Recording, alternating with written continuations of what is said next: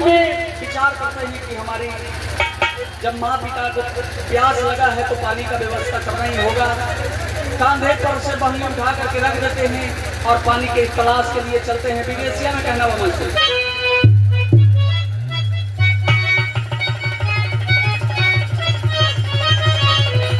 अरे पनिया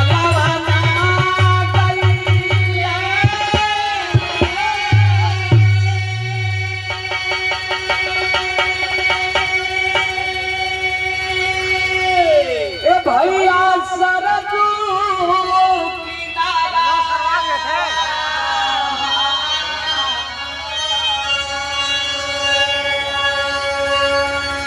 अरे मिर्गा समझ के राजा दशरथ जी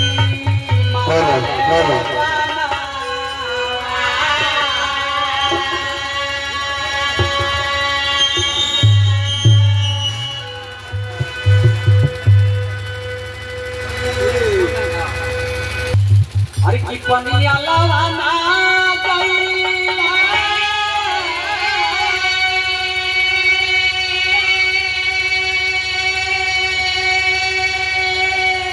भैया सरजू किनारा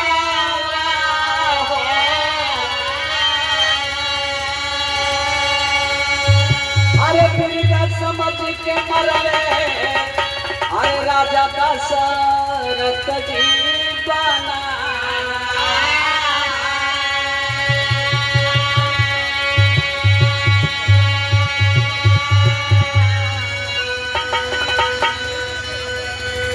अरे राम राम कही करके अरे गिरले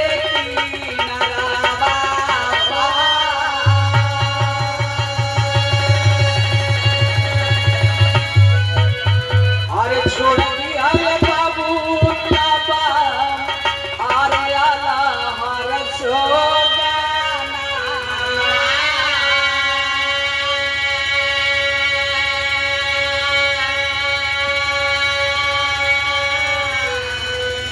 गौर करेंगे।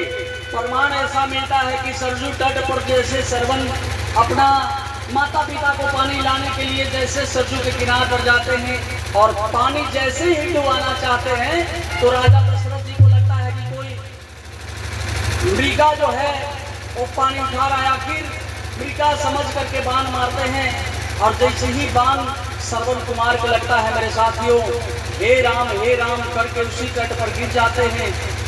और जब राम के नाम सुनते हैं तो उस समय राजा दशरथ जी दौड़ करके आते हैं। लगता है को मेरा बाण से कोई अन्याय हो गया, कोई मनुष्य मारा गया। दौड़ करके जाते हैं हे राम कह करके श्रवण कुमार छटपटा रहा था मेरे साथियों। और जब छटपटा रहा था वहां ले जा करके दशरथ जी आते हैं, सारी बातों को श्रवण बताते हैं कि हमारी माता हमारे पिता अंधा अंधी हैं, प्यासे हैं, तड़प रहे हैं, अब तो हमारी जान जा ही रहा है। आप कम से कम हमारे माता पिता को ले जा करके आप पानी पिला दीजिए।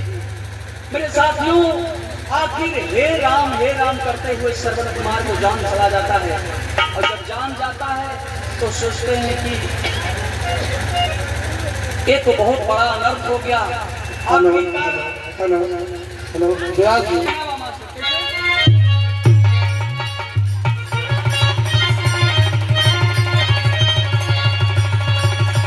राजा दशरथ जी के बाण से जब श्रवण को बाण लगा है मेरे साथियों हे राम करते हुए और उसी सरजू तट पर जो है श्रवण कुमार गिर जाते हैं। आखिरी जो प्राण पखेरु है उड़ जाता है। लेकिन गौर करेंगे आखिर होता क्या है। यहाँ प्यासा अंधा अंधी पानी के बिना तड़प रहे हैं। कहना है अरे मरनवा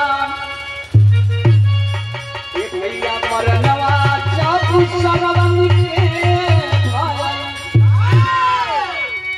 अरे मरनवा सरवन के हो अरे मरनवा जब सरवन के अब तो राम नाम लेते चल गई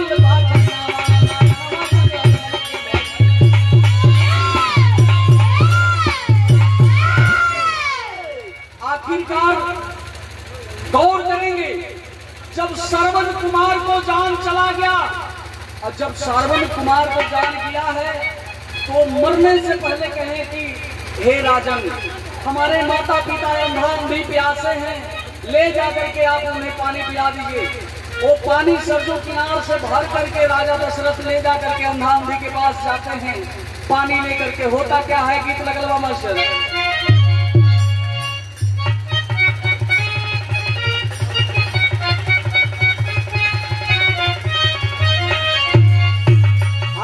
होला